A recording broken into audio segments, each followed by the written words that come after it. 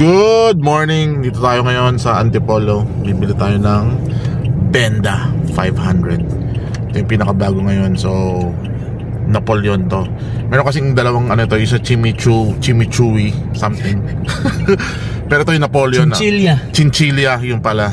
So, abangan nyo guys. Mamaya malapit na kami dun sa dealer. May kausap na kami. Kukunin na natin to today. Sa mundo ng pagmumotorsiklo, marami kang disenyo pagpipilian, pero mayroong isang namumukod tangi. Sabi nga nila, timeless. Tara, samahan nyo ako, silipin natin ang Benda Napoleon 500. Let's go!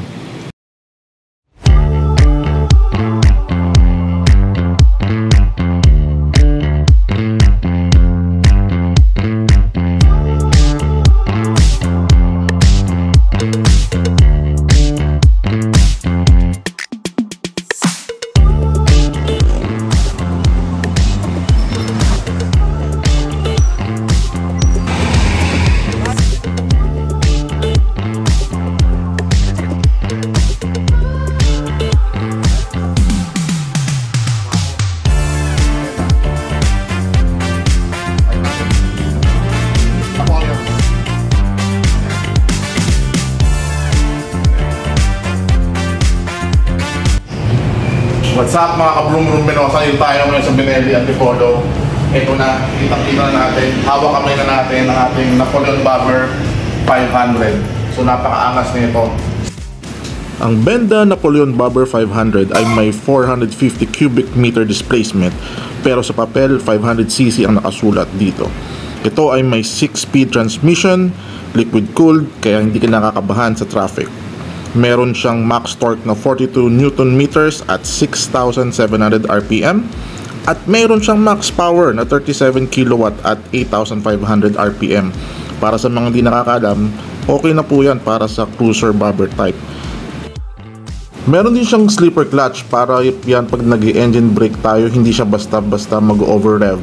Meron din siyang traction control para additional safety, para mapigilan ng wheel spin at pagkawala ng traction or kapit nito, lalo na sa madulas na kalye. Meron din siyang front and back disc brake at ABS para panatiling safe kapag kailangan promeno. Ang paborito ko sa Benda Napoleon Bobber 500 ay ang lapad ng gulong nito mga karonda.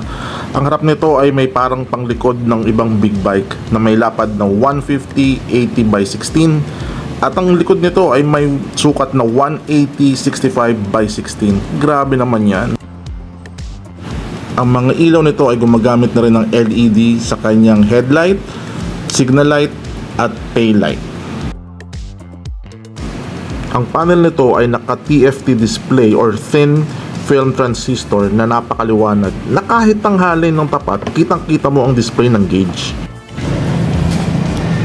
Salamat nga pala kay Ate Julie ng Benelli Antipolo sa pagtulong sa amin makuha tong Benda Napoleon. So, ang cash price pa rin ito sa mga gusto magkaroon ng idea, 359,900. Pero kung gusto nyo ng down payment lang, installment, 970 ang kailangan nyong i-down. Ang 36 months, 12,204. Ang 24 months, 15,752. Ang 12 months, 26,394. Kuha na kayo, mga karonda.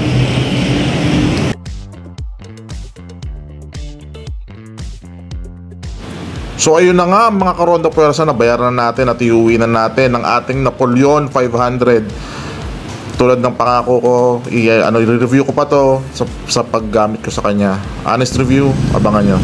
Thank you for watching.